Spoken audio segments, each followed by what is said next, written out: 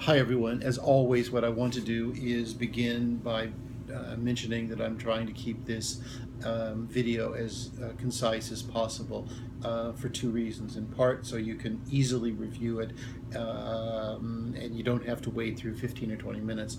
And then secondly, because it's much easier to upload and I can do it the first time. I don't have to do repeated attempts and worry about it and get it snagged and all of that. Okay, so what we're doing is we're recapitulating the cave, and I want to do that because the four stages that we see in Plato's cave, which, as you'll remember, is the beginning of the seventh book of the Republic, are in fact the four key moments in philosophical activity.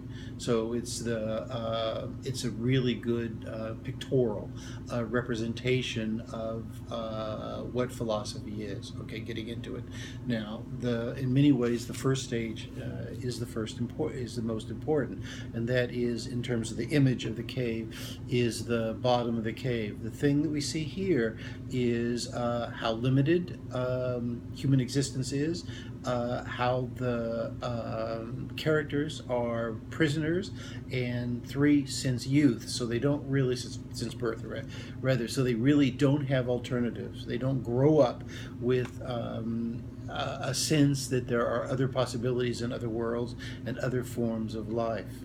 Okay, and the fourth part that Plato focuses on is the fact that the people don't question. Okay, and spontaneously, no one asks themselves, well, what are we doing here? Why is why is it like this? Why is it so dark? Why is it so cold? Why is there some light coming behind us? Okay, so that's the first stage, bottom of the cave, which is basically driving in the direction of human life being based on illusion and limitation. Okay, that's number one. Notice for the second phase that there's not a process where the prisoners come to consciousness and decide to get out. That's not what Plato shows at all, for good reasons. What he shows is sort of arbitrarily a prisoner is released. Okay, now what happens here is there is an ascent from the bottom of the cave up towards the opening of the cave. The ascent basically stands for education or personal development. You can make it mean either one. It's not as though you really have to choose, because in a certain sense those two things overlap. The key points of the personal growth and education are that it's gradual, it's progressive, it's by moments very difficult, and it requires a period of adaptation. No one grows easily. No one grows without hesitation and confusion from one moment to the next. So that's the second one.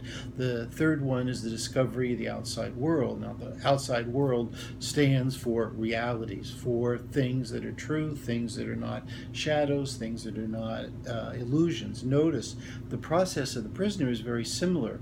At first, she will, make it gender neutral here, does not understand what's going on. It's too bright, it's confusing, they're not used to it, and so there has to be a period of adaptation.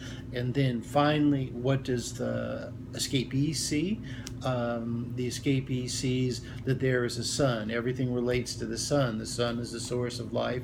There's a certain order. Okay, what Plato is driving at is that there are realities. There are firm realities that require attention and thought to understand, but they are there. That life is not arbitrary. Life is not accidental. Okay, stage 4 is the return, and this is something that we've talked about, to some extent, but it's, I think, one of the most interesting parts of it. The escaped prisoner wants to go back, all the while knowing that it's going to be difficult. Okay, the thing that I want to bring out is, once the prisoner who has assimilated what we'll say life is really like returns, there is immediate opposition. The prisoners don't want to change. Okay, point number one. Point number two is that the more the escaped person tries to persuade the prisoners that there's life outside, that they're only seeing shadows, and